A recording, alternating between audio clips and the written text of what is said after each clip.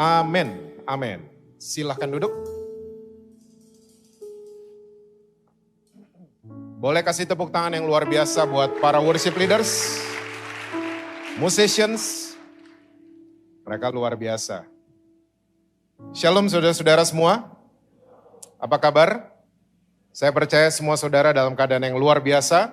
Karena Tuhan Yesus kita, Dia selalu Allah yang luar biasa buat kita semua. Saya juga menyapa semua saudara yang menonton ini dari rumah. Happy Sunday to all of you. Saya percaya Tuhan kita akan selalu menuntun kita kepada segala kebenarannya. Oke, kita langsung lihat Alkitab kita bersama saudara dalam kitab Ibrani pasalnya yang ke-12. Ibrani pasalnya yang ke-12 ayatnya yang ke-26 sampai dengan ayat yang ke-28. Ibrani 12 ayatnya yang ke-26 sampai dengan ayat yang ke-28, Alkitab bilang begini. Waktu itu suaranya menggoncangkan bumi, tetapi sekarang ia memberikan janji. Satu kali lagi aku akan menggoncangkan bukan hanya bumi saja, melainkan langit juga.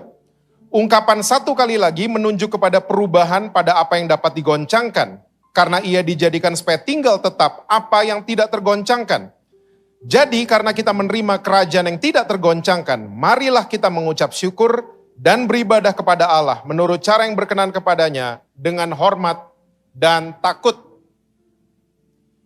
Jelas firman Tuhan katakan buat kita semua bahwa Tuhan berjanji gak cuman bumi saja, tapi langit Dia juga akan goncang.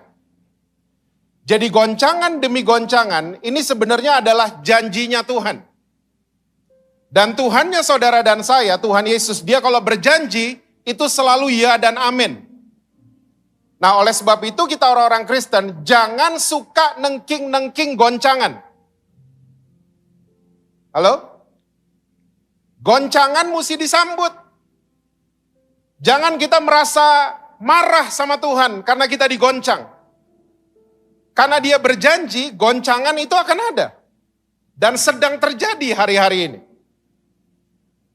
You name it saudara. Apa saja lagi digoncang. Langit digoncang, betul banget. Surabaya berapa minggu lalu hujan es saya dengar. Ya, ini membuktikan langit lagi digoncang. Ya, cuaca ekstrim terjadi di mana-mana.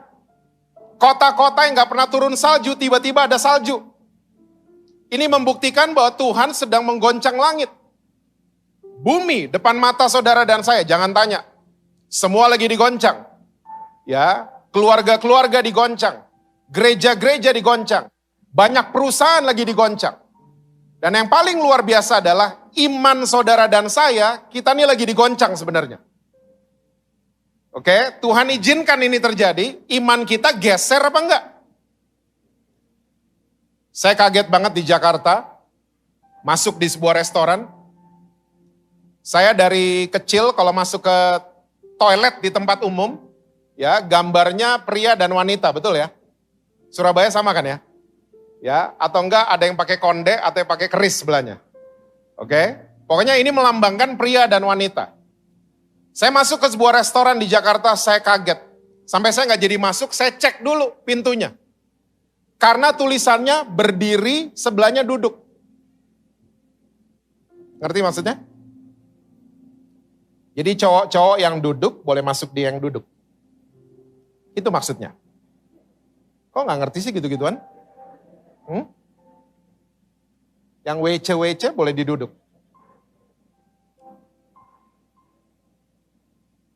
Saya sampai kaget, perasaan gue cuma lihat gituan di Eropa. Kok di Jakarta udah ada? My goodness. Tulisannya stand and sit. Dan ini kalau ditanya restoran ownernya, mereka selalu jawabnya sama di mana-mana. Kita support LGBTQ. Kita support mereka. Tanpa kita sadari, kita lagi digoncang. Semua ini lagi digoncang. Dan Tuhan izinkan ini semua terjadi. Tapi Alkitab catat, ada satu yang tidak tergoncangkan, namanya kerajaan sorga. Pegangan sama itu. Karena kerajaan sorga itu miliknya saudara dan saya. The unshakable kingdom. satu-satunya yang tidak pernah akan tergoncangkan adalah kerajaan sorga. Nah saudara, kita harus mengerti ini. Ya, makanya penulis Ibrani mengatakan di ayat 8 kita harus mengucap syukur. Ya, karena punya kerajaan yang tidak tergoncangkan. Ya, ibadah kita harus dengan rasa takut sama Tuhan. Ini harus kita miliki sebagai orang-orang Kristen. Nah, yang saudara mesti tahu adalah begini. Setiap ada goncangan, goncangan selalu menyerang bagian dasar. Ini dia. Betul apa betul? Goncangan nggak menyerang gedung tinggi nggak, yang diserang fondasinya. Makanya di Jepang, karena negara ini selalu dilanda sama gempa, banyak kontraktor di sana mulai bangun fondasi, namanya fondasi hidrolik. Jadi kalau ada gempa, gedungnya cuma goyang-goyang doang, karena fondasinya udah diganti. Fondasi yang nggak pakai hidrolik, hancur semua gedungnya. So sekali lagi, setiap ada goncangan, yang selalu digoncang adalah dasarnya, fondasinya, akarnya. Rumah tangga digoncang, dasarnya kan. Apa dasar rumah tangga? Komitmen. Itu yang digoncang. Perusahaan digoncang, apa dasar perusahaan? Modal. Itu yang digoncang. Semua goncangan selalu menyerang bagian bawah. Nah pertanyaannya pagi hari ini adalah, dasar kehidupan kita tuh apa selama ini? Apa yang menjadi dasar kehidupan kita? Saya mau ajak saudara kita lihat sebentar di kitab Mazmur, pasal yang ke-11, ayat yang ketiga. Mazmur, pasalnya yang ke-11, ayat yang ketiga. Alkitab bilang begini, apabila dasar-dasar dihancurkan, apakah yang dapat dibuat oleh orang benar itu? The righteous man. Dasarnya dihancurkan, dia nggak bisa bikin apa-apa. Karena dasar itu merupakan bagian dari segala-galanya. Kualitas kehidupan saudara dan saya ditentukan oleh dasar. Nah sekarang pertanyaan saya buat saudara begini. Tolong dijawab. Gereja, kalau mimbarnya diambil, gerejanya tetap ada nggak? Coba jawab. Ada. Pembicaranya, lagi sampein firman Tuhan, tiba-tiba rapture, hilang. Gerejanya tetap ada? Ada. WL-nya diambil, gerejanya tetap ada? Gedungnya dibakar, gerejanya tetap ada? Oh, ternyata dasarnya gereja bukan itu semua tadi yang saya tanya. Betul? Tapi kita seringkali, kita mengkultuskan mimbar. Kayaknya mimbar tuh segala-galanya. Pendeta segala-galanya. Wih, saya ngopi loh sama pendeta itu. Masuk surga gak ada yang borongan bos. Masuk surga bukan karena lu ngopi sama pendeta, bukan. Tapi banyak orang Kristen begitu. Ya, mereka mau menaikkan status sosial mereka, duduk sama pendeta, gitu sekarang. Di Jakarta banyak, di GSJS nggak ada. WL diambil, gerejanya tetap ada. WL ternyata bukan dasarnya gereja. Gedung dibakar sekalipun, gerejanya tetap ada. Gedung gereja juga bukan dasar dari sebuah gereja. Nah itu semua tadi yang saya sebut, itu semua cuman aksesoris. Jangan jadi orang Kristen yang cuman main-main di area aksesoris. Perbaiki dasar kita. Supaya kita bisa bertumbuh dengan sehat kerohanian kita. Rohani kita tumbuh bukan karena kenal pendeta, bukan. Rohani saya bertumbuh karena saya ke gereja A, ke gereja B. Bukan. Oh tadi nyanyinya ngangkat karena WL-nya itu. Bukan, itu bukan menentukan segala-galanya, bukan. Nah saya akan sharing buat saudara-saudara, karena waktu saya mungkin cuma sempat membagikan 2 saja. 2 dasar kehidupan yang bisa membuat rohani kita ini jadi sehat. Yang pertama, 2 Petrus pasal yang ketiga ayat yang ke-18. Mari kita buka. 2 Petrus 3 ayatnya yang ke-18. Kalau saudara scroll ke atas itu judulnya Hari Tuhan. Petrus menutup dengan ayat ini. 2 Petrus 3. Sudah? Itu sesudah 2 Petrus 2. Nah ini dia. 2 Petrus 3 ayat yang ke-18. Tetapi bertumbuhlah dalam kasih karunia dan dalam pengenalan akan Tuhan dan Juru Selamat kita, Yesus Kristus. Baginya kemuliaan sekarang dan sampai selama-lamanya. Kita bertumbuh gak? Pandemi kemarin membuat kita bertumbuh? Atau membuat kita hancur kayaknya? Semuanya hancur. Makanya setiap Tuhan izinkan apapun terjadi, Tuhan mau mengajar saudara dan saya. Supaya kita grow, bertumbuh. Jangan jadi orang Kristen yang kerdil rohaninya. Bertumbuh. Dan Petrus mengatakan, ya kita harus bertumbuh dalam kasih dan pengenalan akan Tuhan Yesus kita. Saya mau mengajak GSJS di Pakuan. Mari yuk kita bertumbuh dalam kasih karunia. Kita makin mengenal kasih karunia Tuhan Yesus kita. Bahwa kita ini disayang banget. Saudara dan saya kita disayang banget sama Tuhan Yesus. Makanya dia mau mati buat saudara dan saya. Bertumbuh dalam itu. Bertumbuh dalam pengenalan akan Juru Selamat kita.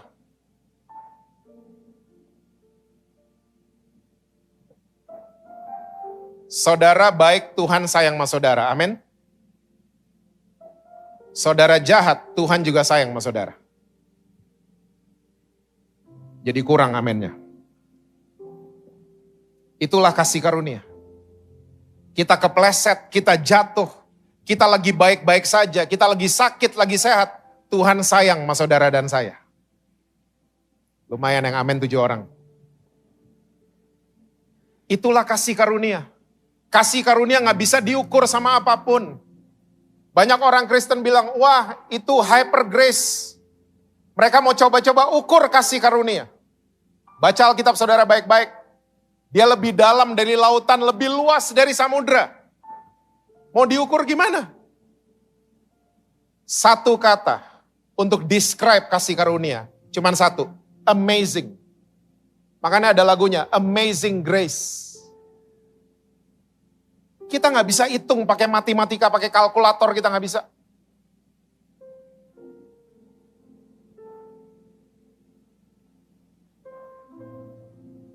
Sebelah kanannya Yesus di atas kayu salib. Bisa dihitung? Orang zaman dulu kalau sampai disalib, dia penjahat kelas kakap, bukan maling Indomaret. Dia penjahat kelas kakap, bunuh orang, ngerampok, dan lain sebagainya. Waktu dia udah mau mati, cuman ngomong satu kalimat mas sebelahnya, ingat saya dong, dia masuk surga. Ngitungnya tuh gimana? Ngitungnya gimana? Gak bisa dihitung. Dia kan jahatnya ini. Gak bisa dihitung. Pernah baca janda masuk ke bait Allah kasih 2 peser uang? Gak pernah baca? Saudara tahu apa? Hah? Dari tadi kayaknya gak tahu apa-apa saudaranya. Janda masuk ke bait Allah kasih 2 peser uang. Yesus waktu lihat, Yesus bilang ini, itu persembahan paling besar. Loh, ngitungnya tuh gimana? Kalau Yesus kepala cabang bank, Yesus dipecat pasti. Kok nasabah paling kecil dibilang paling gede? Itulah kasih karunia. Dosa saudara dan saya yang begitu banyak diampuni sama Tuhan Yesus. Sudah seharusnya kita bertumbuh dalam kasih karunia. Bukan bertumbuh dalam menghakimi orang lain, nyalain orang lain, lihat rendah kepada orang lain. Kalau usaha saudara diberkati, itu bukan karena saudara rajin kebaktian, bukan. Kalau kerjaan saudara performance-nya bagus, itu bukan karena saudara pelayanan, bukan. Itu karena Tuhan Yesus baik sama saudara.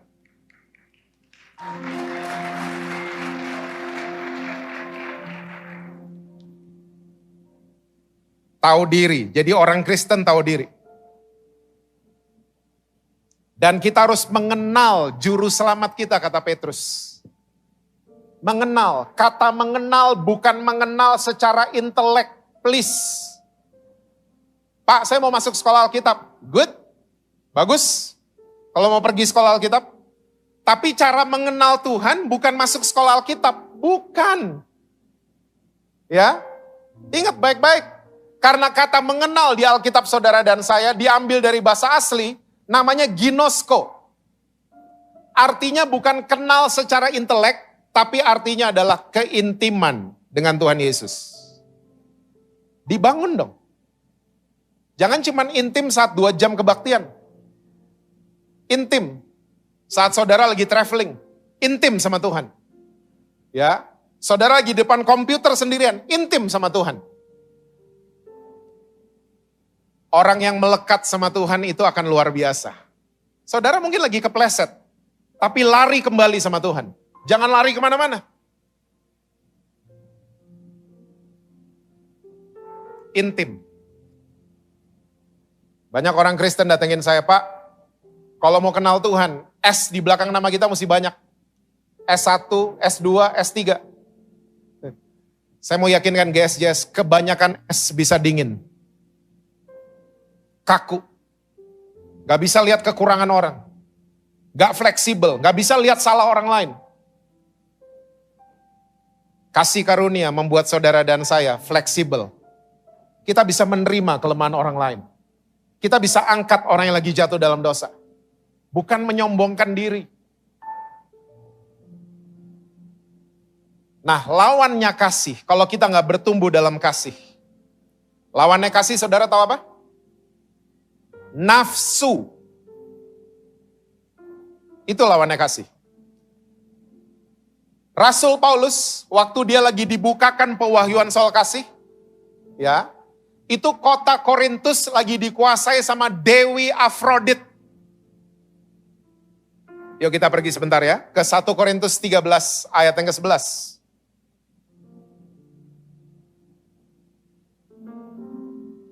1 Korintus 13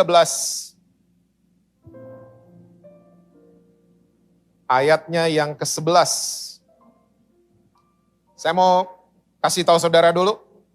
Waktu Rasul Paulus dibukakan soal kasih di kota Korintus. Kota Korintus lagi dikuasai sama Dewi Afrodit. Saudara bisa Google tuh, Afrodit. Siapa dia? Dia adalah Dewi seks. Buat orang Yunani. Lakinya banyak, suaminya banyak. Dia tukang selingkuh. Anak-anaknya juga banyak. Saya mungkin gak ada waktu untuk membahas nama anak-anaknya. Saya akan membahas 2 aja buat saudara. Ya. Anak yang pertama namanya adalah Eros. Anak yang kedua dari Afrodit namanya adalah Phobos. Eros itu artinya adalah nafsu. Kalau saudara pelajari, suka lihat-lihat, baca budayanya Yunani. Itu kalau Valentine's Day ada cupid, bayi pakai panah itu. Nah itu pengembangan dari Eros. Oke? Nafsu. Dan Phobos, ini akar kata daripada takut. Lucu ya keluarga ini ya, nama anaknya kayak gitu ya. Kalau ada zaman sekarang gimana ya? Nafsu makan dulu gitu. Kut, ayo siap-siap sekolah. Strange. Dan saudara mesti tahu, 2 roh ini terjadi menyerang banyak orang Kristen. Kalau kita nggak bertumbuh dalam kasih karunia. Karena sampai hari ini, dunia, orang Kristen masih diserang sama ini, nafsu dan takut. Betul apa betul? Belaga nggak tahu lagi mukanya. Kita selalu diserang sama 2 ini. Iblis tahu kalau kita bertumbuh dalam kasih, neraka dalam bahaya. Iblis tahu. Makanya iblis pelan-pelan kasih nafsu dan takut. Supaya kita nggak bertumbuh dalam kasih. Saya ketemu banyak orang Kristen di Jakarta. Nafsuan. Nafsu mau balas dendam. Minggu ke gereja. Angkat tangan paling tinggi. Sampai satu gereja tahu merek jam tangannya dia apa. Tapi Senin sampai Sabtu hidupnya nafsuan. Nafsu mau beli barang yang gak ada duitnya. Nafsu. Nafsu pengen cepat kaya. Nah ini dia. Invest ke sini, invest ke situ. Robot, boneka, segala macam. Nafsu. Sementara business principle di dalam Alkitab. Untung itu untuk jalanin usaha berikutnya untung. Zaman sekarang orang yang dikuasai nafsu, untung ditaruh di story sosial media. Gue cuan. Makanya invest di sini. Pernah lihat? Atau pernah ikut? Cuan kok dipamer-pamer. Cuan itu untuk muter usaha selanjutnya. Dan Amsal 28 ayat 20 jelas sudah mengatakan orang yang pengen cepat kaya jatuh dalam banyak pelanggaran. Udah dibilang kok. Makanya tinggalin niat kayak gini. Pengen cepat kaya, nafsu. Nafsu pengen kaya. Tinggalin gini-ginian.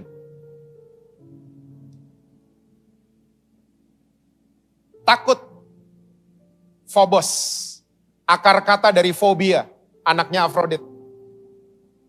Banyak orang Kristen, GSJS Pakuan gak ada. Dikuasai sama ketakutan hari ini. Kita takut mas segala macam. Ya, iblis pinter banget. Kita dibuat takut sampai kita tidak produktif. Kita takut sama apa aja.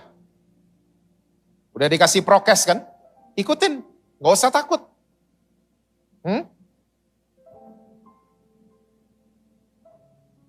Ingat saudara, takut mesti dihadapi, bahaya mesti dihindari. Perlu diulang? Saya ulang. Takut mesti dihadapi, bahaya mesti dihindari. Kalau jelas di depan saudara ada ular kobra, itu bahaya. Bahaya mesti dihindari. Kalau ada ular kobra, bukan berarti saudara dan saya, kamu lucu amat, sini dong. Itu namanya blow on. Setuju? Wah, ada roh Tuhan di dalam saya. Saya narkoba gak apa-apa, jebret, itu namanya blow on. Itu bahaya. Ular kobra itu bahaya. Dihindari, bahaya dihindari. Tapi takut mesti dihadapi. Saya kemarin terbang dari Bali ke kota saudara. Bad weather. Kalau pesawat lagi goyang kelihatan orang yang sayang sama Tuhan apa enggak? Hah? Yang ketawa-ketawa pasti pengalaman. Saya kalau naik pesawat makanya seneng sama anak-anak. Kalau lagi goyang mereka pikir tuh ayunan. Malah ketawa-ketawa. Karena apa? Gak ada dosanya. Yang ketakutan banyak dosanya.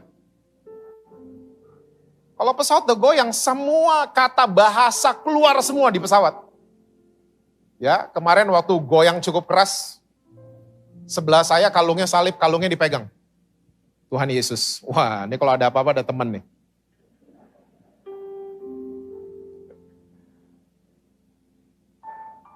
Ada yang bilang lagi Allahu Akbar, segala macam bahasa keluar. Saudara, kita seringkali takut dan berlebihan. Akhirnya kasihnya Tuhan sulit bertumbuh di dalam kita. Dan dasar kehidupan kita takut, come on. Akhirnya kita gak produktif. Dasar kehidupan kita, nafsu. Akhirnya kita gak pernah produktif hidup kita. Nah makanya Rasul Paulus abis dia catat semua pewahyuan yang dia dapat, dia tulis ayat ke-11 ini, coba lihat. 1 Korintus 13 ayat yang ke-11.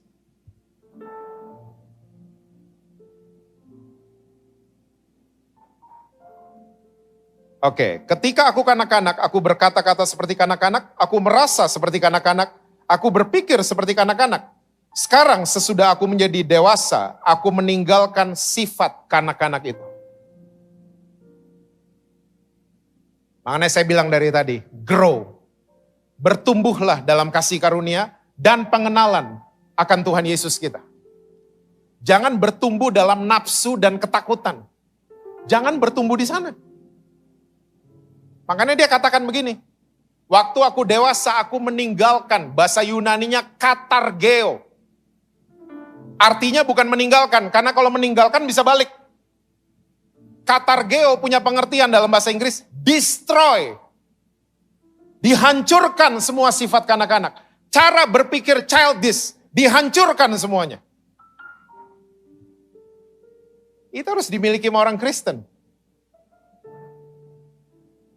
Jangan cuma rajin pelayanan, rajin kebaktian, tapi childish. Hah?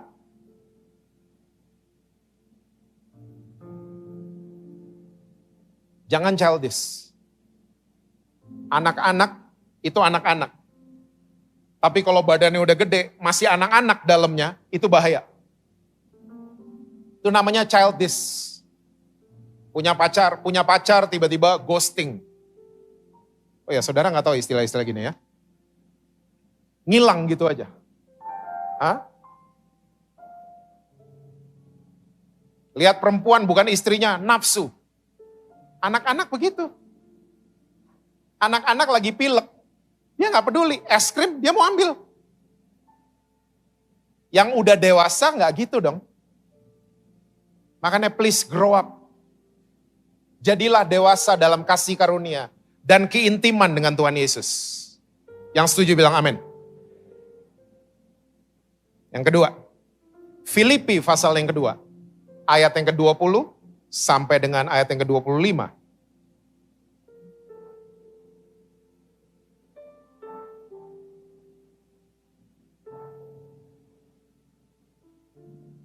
Filipi 2 ayat 25 sampai dengan ayat yang ke-30.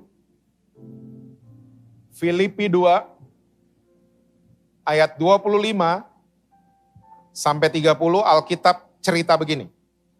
Sementara itu kuanggap perlu mengirimkan Epafroditus kepadamu, yaitu saudaraku dan teman sekerja serta teman seperjuanganku, yang kamu utus untuk melayani aku dalam keperluanku.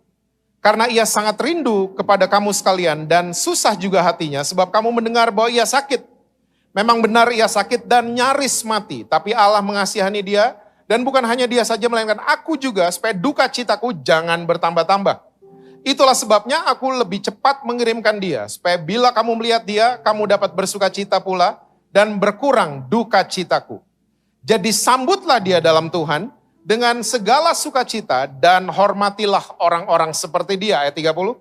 Sebab karena pekerjaan Kristus ia nyaris mati dan ia mempertaruhkan jiwanya untuk memenuhi apa yang masih kurang dalam pelayananmu kepadaku. Ini cerita yang keren banget.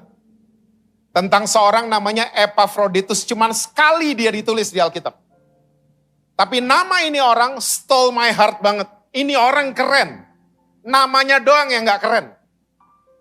Ya, saudara mau namain anak saudara Epafroditus? Dipanggilnya apa coba? Coba di plan. EF, itu paling gampang. Ya, namanya orang susah banget. Tapi dia dibilang sama Rasul Paulus, he is my brother. He is my partner. Dia rekan seperjuanganku. Ini orang dari mana? Kalau Paulus bilang gitu sama Silas, sama Barnabas, kita semua tahu. Tapi Epafroditus ini siapa? Jadi ternyata ceritanya begini. Waktu Rasul Paulus di penjara di Roma, jemaat di Yunani dengar di Filipi. Pada dengar. Mereka ngumpulin bantuan, kirim yuk ke penjara. Mereka kumpulin, waktu udah terkumpul semuanya, mereka mulai bingung. Yang nganterin siapa ya? Karena rute Filipi Roma, ya zaman dulu nggak ada JNE Express. Nggak ada Lion Parcel. Ya, nggak ada pesawat apapun. Alat transportasi zaman dulu, cuman jalan kaki atau naik kapal laut. Dan rute Filipi ke Roma itu rute yang berbahaya. Makanya Paulus bilang karena pekerjaan Kristus dia nyaris mati. Itu rute bahaya banget. Banyak perompak, banyak bajak lautnya. Filipi ke Roma. Mereka lagi bingung, siapa yang nganterin? Epafroditus ngangkat tangan, saya yang nganter. Saya yang berangkat bawa ini bantuan buat Rasul Paulus, papa rohani kita. Dia jalan. Sampai di sana dia sakit katanya. Sampai sakit. Sampai Paulus sedih. Mau pulang juga bingung.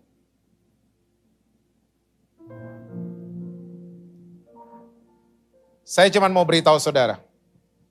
Di tengah-tengah dunia, yang orang selalu actionnya pengen flexing. Tahu flexing? Banyak orang selalu mau pamer di sosial media. Itu namanya flexing. Mau pamer ini, pamer itu. Lagi duduk di sini, lagi makan di situ. Orang lagi mau pamer. Justru Epafroditus mengajarkan kita hari ini. Untuk dalam melayani Tuhan Yesus, kita mempertahankan integritas. Epafroditus pelayanannya WL? Enggak. Khotbah? Enggak. Bawain bantuan lewat rute yang bahaya. Pelayanannya itu. Kita bangun pelayanan kita di dasar seperti ini, pelayanan kita akan kuat. Akan kuat banget. Pelayanan kalau jadi terkenal itu bonus. Banyak viewersnya itu bonus. Tapi jangan kita nekenin pelayanan kita ke situ.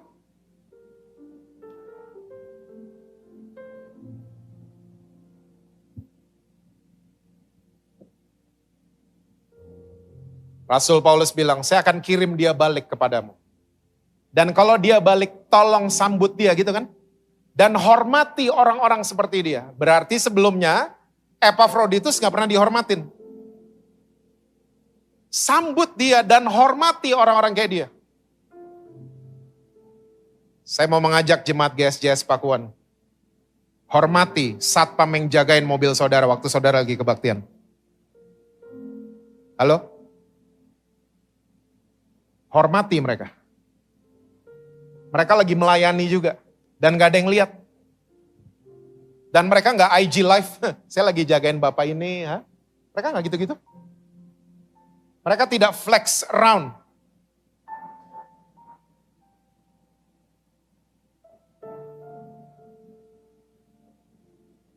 Hormati orang-orang yang disinfektan ruangan ini. Kenalan coba sama mereka. At least cari tahu namanya. Security yang jaga ruangan ini. Cari tahu namanya. Dan gak ada salahnya saudara berbagi sama mereka. Gak ada salahnya. Hormati orang-orang yang gak kelihatan. Hormati orang-orang yang gak naik panggung. Itu istilah saya. Hormati.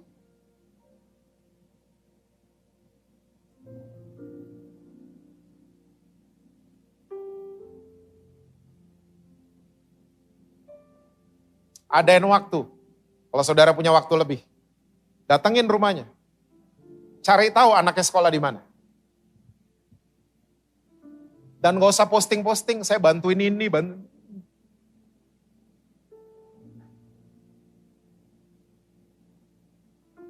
Hormati orang-orang seperti mereka.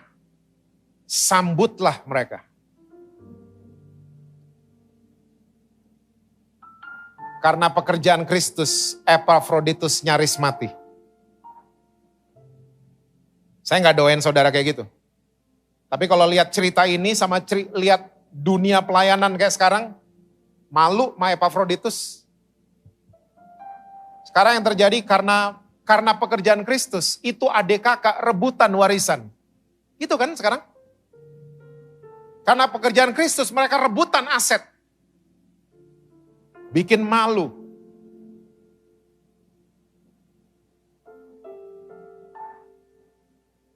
Dasar. Jangan semua yang kelihatan. Saya layani banyak suami istri yang lagi bermasalah di Jakarta. Instagramnya mesra. Yes, gak ada yang gitu. Mesra, nih suamiku, segala macam.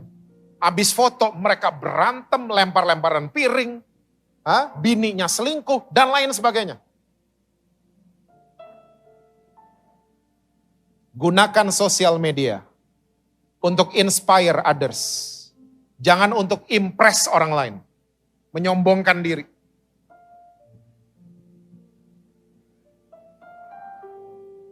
Dasar. Yang diperbaiki mesti dasar kehidupan kita. Akar, fondasi. Bukan karena saudara kenal pendeta, bukan karena rumah saudara jadi tempat kebaktian, bukan karena saudara donasi gereja ini, bukan. Tapi dasar kehidupan yang kuat itu dibangun di atas kasih karunia dan keintiman dengan Yesus Kristus. Lalu kita melayani Tuhan dengan integritas. Gak perlu ada yang lihat. Kalau ada yang lihat itu bonus, sekali lagi. Tapi jangan jadikan itu motivasi. Ayat terakhir, Mazmur 92, ayat yang ke-13.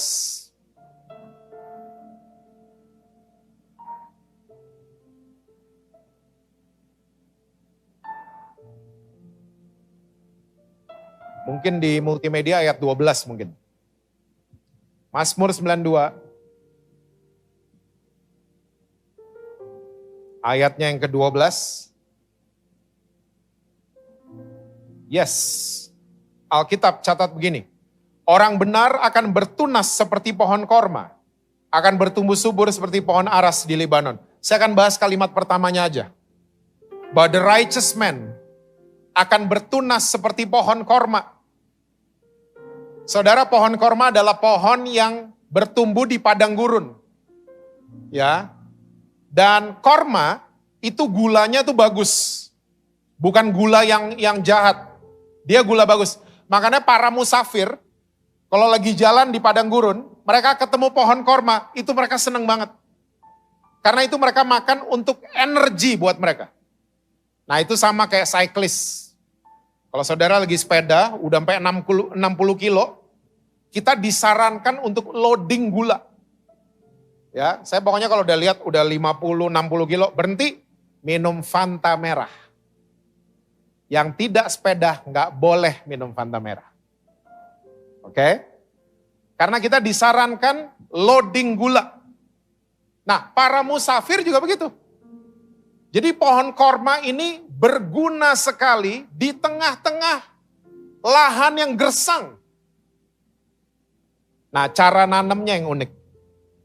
Korma itu bibitnya, karena pasir itu landscape-nya tiap hari berubah, apalagi kalau kena angin. Ada badai. Ya, hari ini bentuknya apa, besok datang bentuknya beda. Nah, jadi kalau nanam korma itu 5 meter dalamnya ke bawah. Ya. Ditaruh di atasnya itu batu, tanah, batu sampai 5 meter. Dia ditindis sama batu. Akarnya, bibitnya. Dan korma numbuhnya tidak ke atas karena ada batu di atasnya. Dia numbuhnya ke samping. Ke samping dan dia semakin kuat. Makanya numbuh pohon bisa berapa meter dari tempat dia ditanam. Ya. Dan dari akarnya lagi tumbuhlah oasis. Tahu oasis?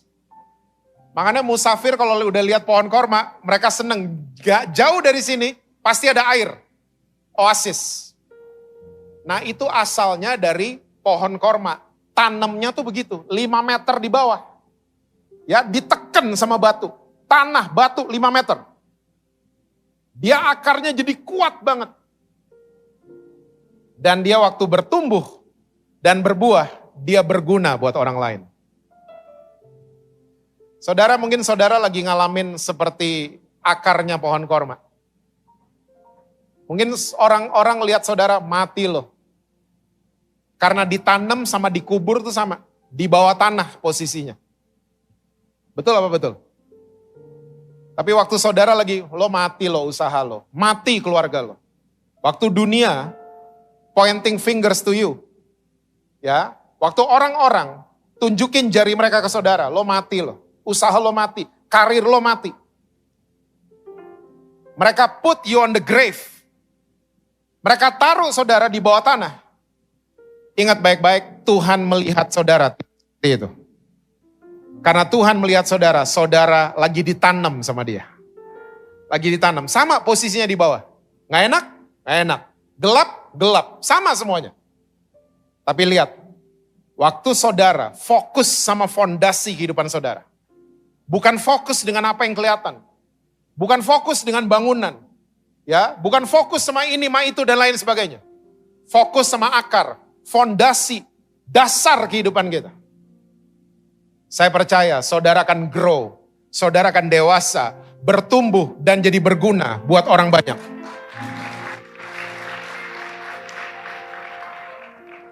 Orang benar akan bertunas seperti pohon korma. Hidup saudara akan berguna buat orang lain. Orang senang bisnis sama saudara. Orang senang mempercayakan asetnya buat saudara. Dan seterusnya. Karena kita dibangun di atas dasar yang benar. So jadilah dewasa. Saya percaya walaupun ada goncangan, saudara dan saya akan tetap kuat berdiri. Dan terus jadi berkat buat orang banyak. Dan buat orang lain. Amin saudara-saudara. Tuhan berkati saudara-saudara semua. Selalu sukses. Ya, harmonis di rumah dan rekening bank selalu penuh buat saudara semua. Saya minta dengan hormat worship leader kita, Pak Richard. Please pray for the word.